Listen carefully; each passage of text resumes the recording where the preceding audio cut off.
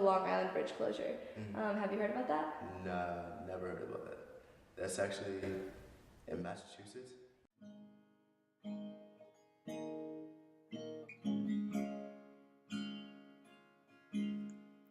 I can hold my breath. I can bite my tongue. I can stay awake for days if that's what you want. My name is Lisa Marie Jenkins. I'm a Bostonian. I was born August 31st, 1962. How I became homeless. When Elsie died, I had nowhere to go. I quit at all. The fourth job, yeah, I've been working all my life, trust me. The fourth job I had was Rita's Catering. That was way out in Canton, Meditech. Okay, we had to cater, the parties and all that food. I was a food service person. And when they diagnosed her with bladder cancer,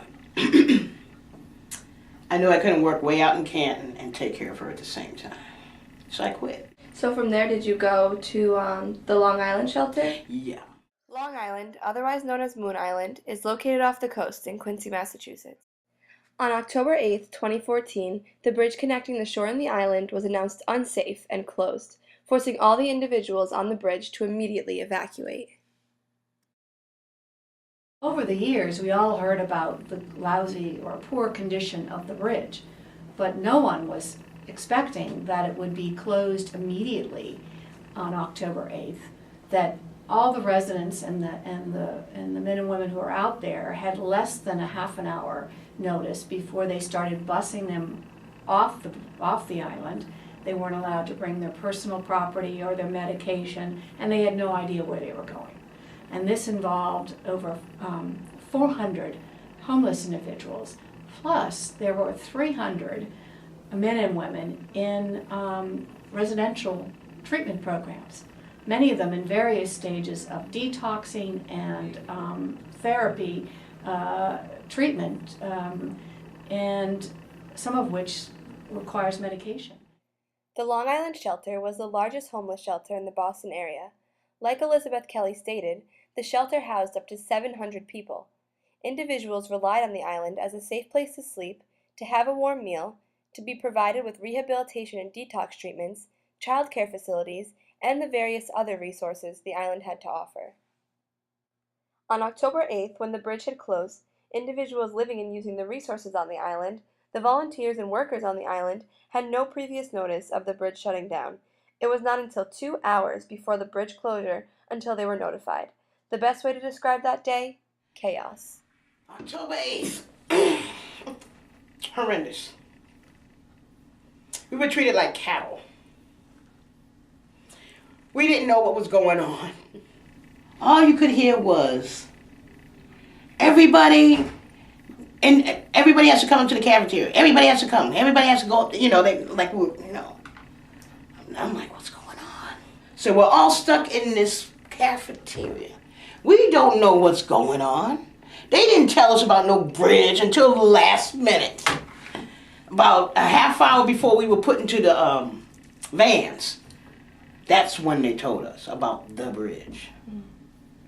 People could not get their medications. Diabetics couldn't get their insulin.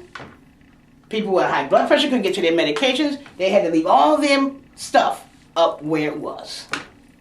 And if you did have anything, now a lot of these people have like suitcases of stuff. That is their personal being. But they can only take but a few things. And they had to leave everything there. Everyone was off the island that night, and without medication and without any support. They had made preparations for the men at a gymnasium in the South End. The women were going to be, were put here and there, and the men and women in treatment had nowhere to go. No one was prepared for that day. Individuals who relied on the island were forced to seek shelter for the night, and for the days to come, they did not know. Marianne Bucina, Executive Director of Friends of Boston's Homeless, expressed her concern of the closure, stating that we are leaving the most vulnerable people in the city on the streets to seek shelter for themselves. More than 1/3 of Boston's homeless are severely mentally ill, and 1/3 are mentally disabled. These individuals need support and guidance to their next transitions, and with the abrupt closure of the bridge, many lost the most stable structure in their lives. Boston, and the mayor himself, who's totally committed to this, and treating our homeless individuals with dignity, opened up on Southampton Street back in, I think it was late January, early February, a facility for 100 men, brand new, was a renovated City of Boston building, and he promised by April 1st there would be 300 more beds online.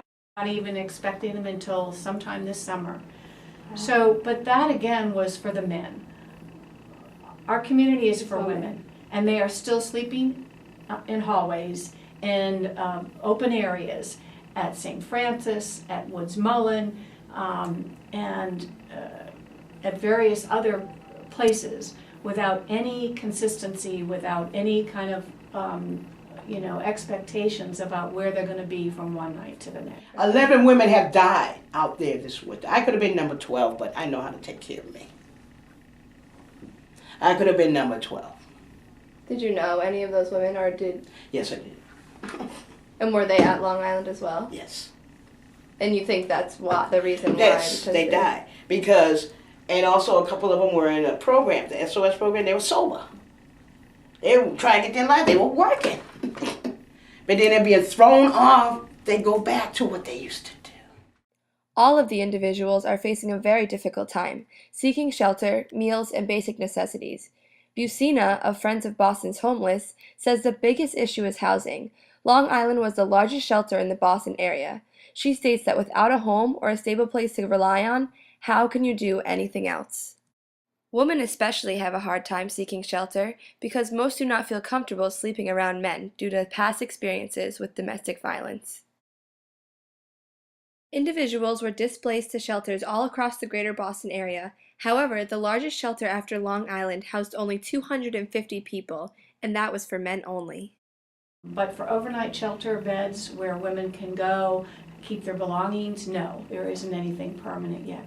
Women, you don't have to be alone. We are a sisterhood here. We will help you do anything we can to make you feel like a woman again. That would be my advice. Women's Lunch Place saved me. Saved my soul. Saved me from selling my soul. Made me feel, listen, you're a woman, but you're a good woman. All women are good. People on the Cape who find themselves homeless, they're given a ticket by the town to come up to Boston. Same thing in Worcester. Same thing in Springfield. They say, oh, go to Boston, they'll help you. Here's a train ticket. Here's a bus ticket. And they end up at South Station, and there's a number of police officers and advocates that are there who will then point them in the right direction. All the individuals that are here struggling are from Boston, but they come here because they know there are places that can help them. And they come from communities that don't have those supports. These shelters are so beneficial in so many aspects to victims of homelessness. Massachusetts is ranked as having the third largest homeless population in the United States. With numbers so high and such a large increase of individuals being displaced since the bridge closure, what do we do? On March 23rd, the Long Island Bridge, as we knew it, was demolished. The city is officially in the process of building a new bridge, but renovations will take at least 2 years and cost up to $90 million. In the long run, I'm not sure it makes sense to continue to place our homeless population out there. I think it further alienates them from their communities, and I'm not sure what message it sends. Shelters all around the Boston area have been working extensively to place homeless in housing, especially with this past winter Boston experienced. Pine Street Inn, Woods Mullen, St. Francis, Friends of Boston Homeless, the Women's Lunch Place, just to name a few, are doing anything in their power to serve as a stepping stone for these individuals into their next and more positive transition in life. Yes, come here and talk to the advocates who will help you find yourself again. That's why. I grew up here in Massachusetts, in Boston. I go to school in Boston. I didn't even know about that. It's crazy.